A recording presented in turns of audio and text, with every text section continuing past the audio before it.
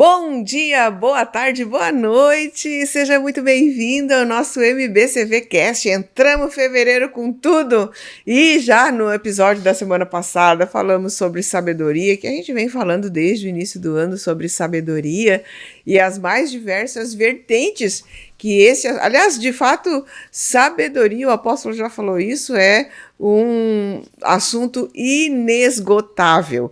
E toda segunda-feira pela manhã, nós falamos aqui do Ministério Batista Cristo é a Vida com o pastor-presidente, pastor Neuci José Rorato, onde ele compartilha um pouco das suas experiências, do conhecimento da palavra e, claro, muito da sua sabedoria. E nós queremos aproveitar esse momento e pedir para você seguir o nosso canal, porque você seguindo o nosso canal, você está nos dando fôlego para que a gente possa alcançar pessoas dos mais diversos lugares desse mundo. Seja muito bem-vindo você e curte aquilo que você entender como um conteúdo que vai fazer diferença na tua vida. Bom dia, apóstolo. Bom dia, pastor Eliane. Bom dia a todos que nos assistem. Um lindo dia e que a graça potencialize suas energias, seus talentos e seus projetos. Nós falamos que tudo aquilo que nós sabemos porque nós aprendemos. Ninguém nasceu sabendo. Você nunca ouviu essa expressão? Ninguém nasce sabendo, e isso é uma realidade. Ninguém nasce sabendo.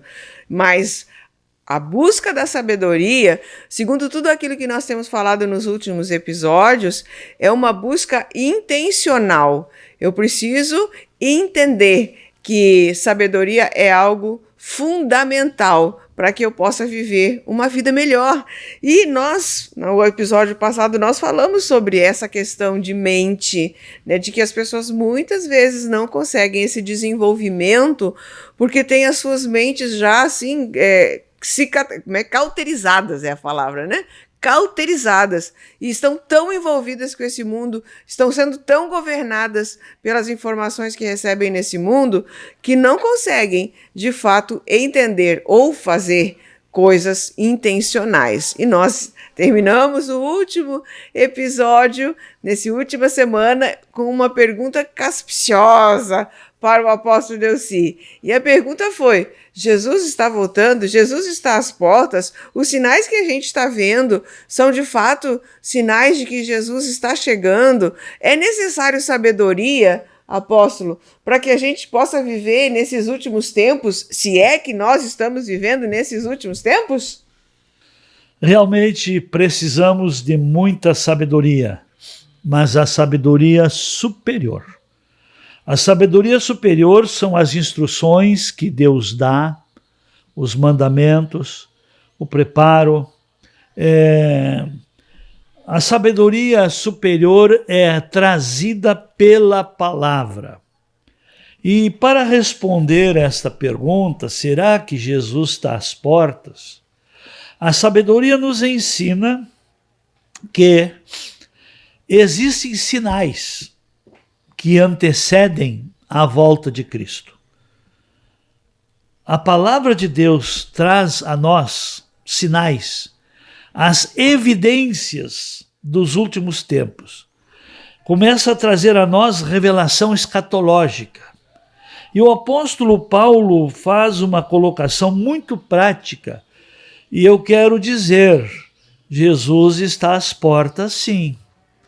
Porque de um ano e pouco para cá, houve uma inversão de valores, uma institucionalização de pecados, uma mudança de princípios, que inclusive o profeta Isaías, ele traz uma palavra dizendo: ai dos que ao mal chamam bem e dos que ao bem chamam mal.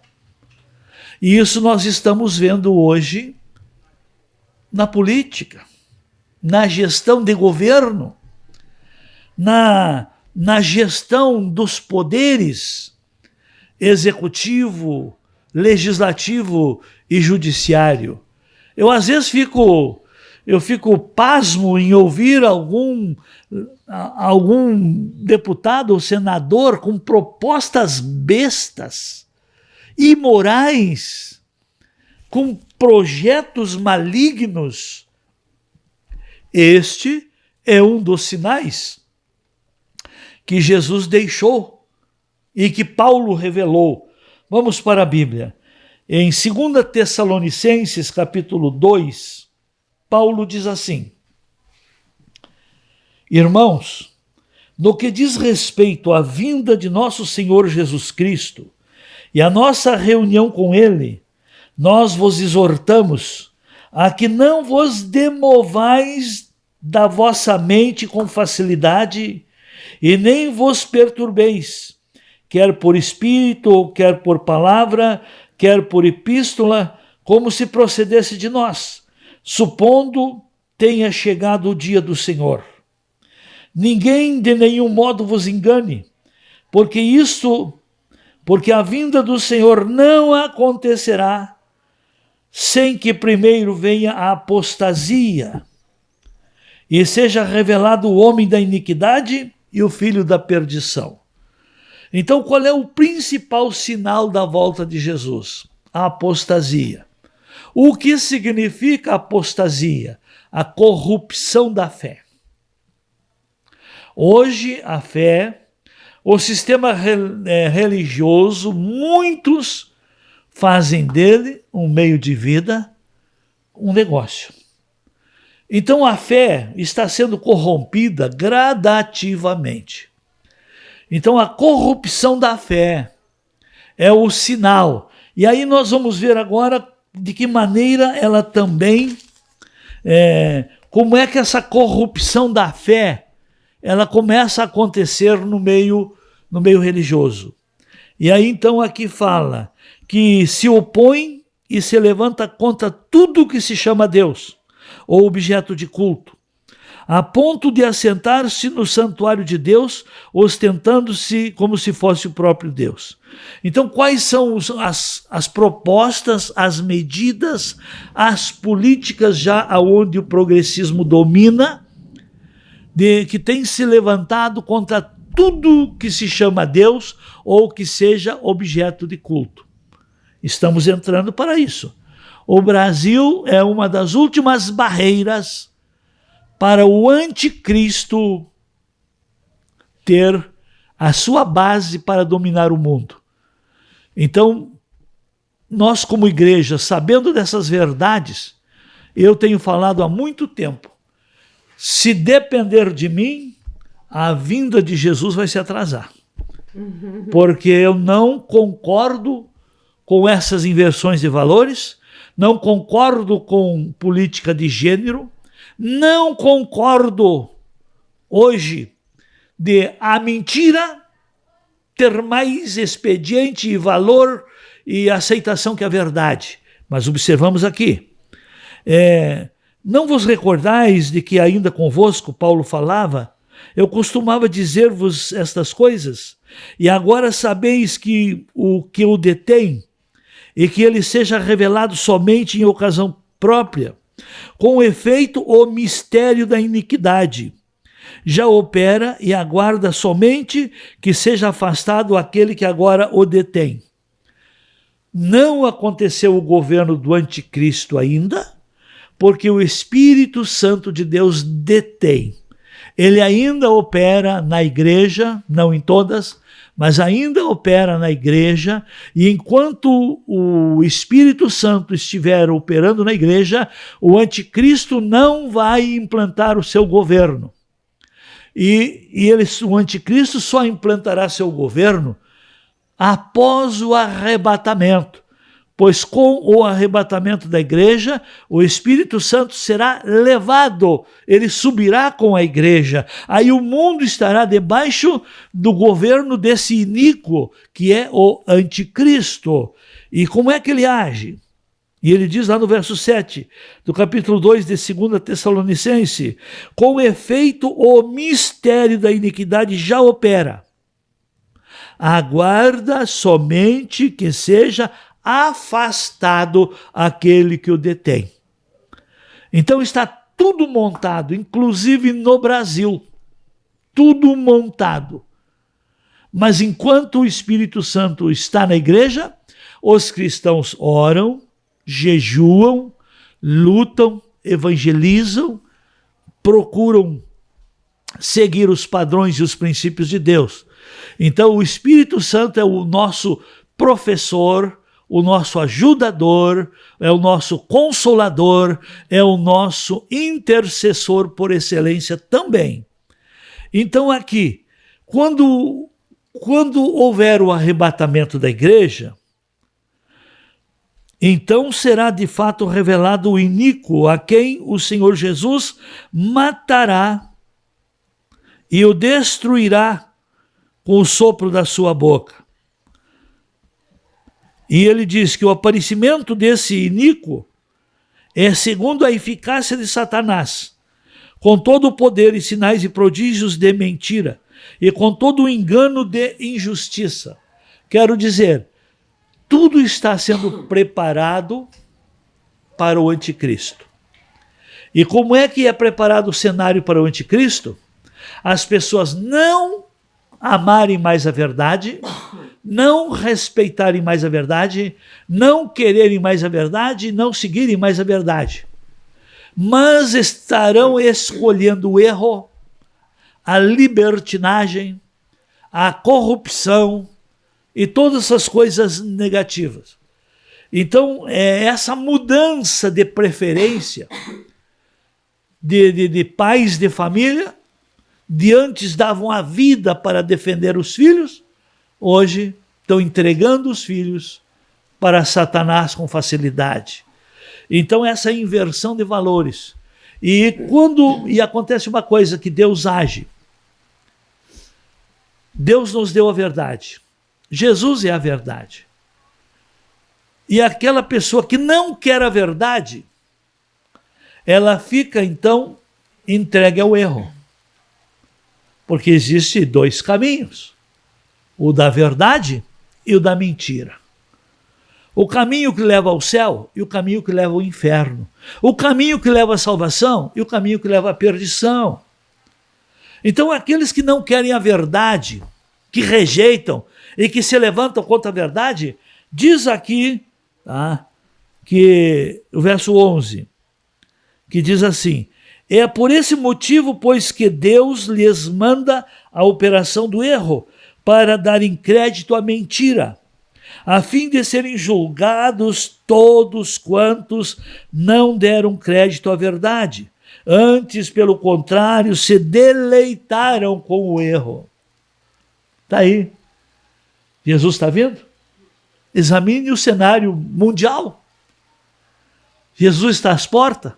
Veja como é que estão as coisas. Hoje, a mentira, o errado, o malandro, ele tem mais direito. Não precisamos ir longe. Olha a inversão de valores.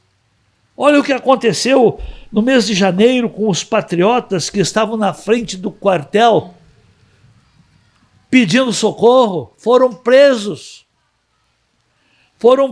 como golpistas. Que é isso? Criança sendo examinada com aqueles aparelhos que identifica metal, criança de 3, 4, 5 anos, que vergonha isso! Mulheres idosas foram presas, enquanto que estão liberando traficantes, colocando em liberdade pessoas com mais de 200 anos de condenação por roubo, por desvio. Que mundo é esse? Que situação é essa? Inversão de valores, corrupção da fé. Nós estamos vivendo momentos que, para defender a verdade, é só quem conhece Jesus. Porque o mundo criou os seus interesses, o seu sistema. E nós sabemos que o mundo jaz no maligno. Mas não esqueçamos, Jesus veio para salvar. para buscar e salvar quem se havia perdido. Não se perca. Não perca o governo de Deus sobre a sua vida. Não abra mão da sabedoria de Deus. Já opera o erro. O erro já opera. O pastor acabou de ler isso aí. Então, eu penso que só não conseguem enxergar as pessoas que não querem enxergar, porque elas tomaram a decisão, né, pastor? Olha, elas vão viver a vida delas até o último dia quando der. Mas eu lembrava agora, quem gosta de história sabe dessa história. A história de Pompeia. A história da cidade de Pompeia. A história conta que aquele dia foi um dia como qualquer outro dia. Todo mundo acordou, todo mundo foi viver sua vida, cada um foi para o seu trabalho, as mulheres fazendo os serviços da casa, e os negócios acontecendo, as pessoas vendendo, comprando, casando, né? Como um dia normal, como qualquer outro dia. No entanto, o vulcão Vesúvio, ele já estava dando sinais. Mas ninguém esperava que ela seria tão rápido. Não, dava sinais, mas aquilo assim, né? Um ronquinho ali, uma fumacinha lá adiante. Nunca ninguém imaginou que em 24 horas depois a cidade teria sido... Ela foi lavada pela larva, pastor, de uma maneira que praticamente 95% da população não conseguiu se salvar. Porque estavam naquela... Não, mas não vai acontecer. Não vai ser hoje, né? Não, isso aí é para o tempo futuro. E como a gente está falando de sabedoria já há alguns dias, né? Então, eu acho que é muito pertinente a gente chamar a atenção das pessoas para usar a sua sabedoria também para discernir esses tempos que nós estamos vivendo, para não ignorar os sinais que estão acontecendo. E se preparar também para isso, né, pastor? Exatamente. Os sinais estão aí. Nos comportamentos humanos estão dando todos os sinais que as pessoas se tornam egoístas, avarentas, amantes de si mesmo. Então o próprio comportamento, o próprio meio social é um outro sinal muito claro dos finais dos tempos. E observe uma coisa. As pessoas hoje têm mais dificuldade de aceitar uma verdade do que se deixar levar pela mentira. A verdade hoje ofende. As pessoas não querem. Como eu gostaria de cada oportunidade trazer mais verdades, mas eu cheguei à conclusão que o povo não quer. Por isso que o povo vive correndo atrás de mestres para si. Cada um procura algo com que se identifica.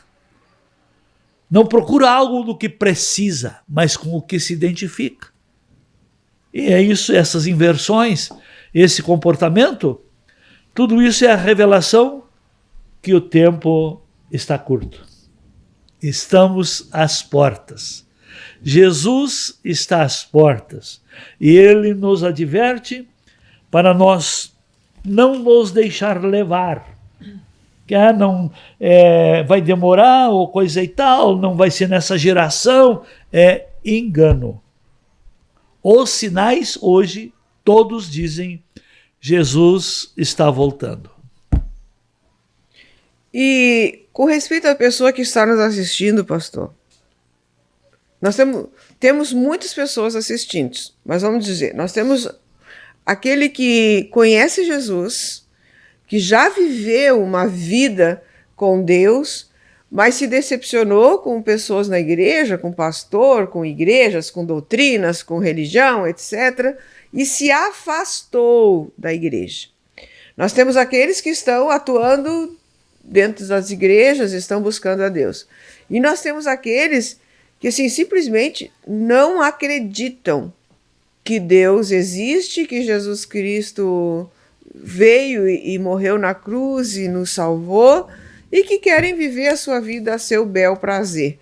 Qual que é o recado que a gente poderia dar para esses 3 tipos? Porque ainda tem um 4º tipo, que é aquele que vive na igreja e faz tudo dentro da igreja, mas também o coração dele não está na igreja. Não está na igreja. É isso aí mesmo. Então, parece assim que a gente falando dessa maneira, parece que vai diminuindo as possibilidades.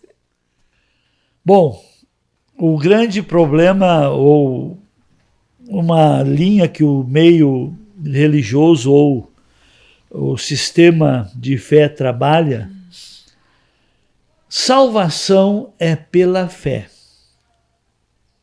A bênção é pela obediência. Quem crer em Jesus como Senhor e Salvador é salvo. Então, ser salvo quer dizer você não vai para o inferno.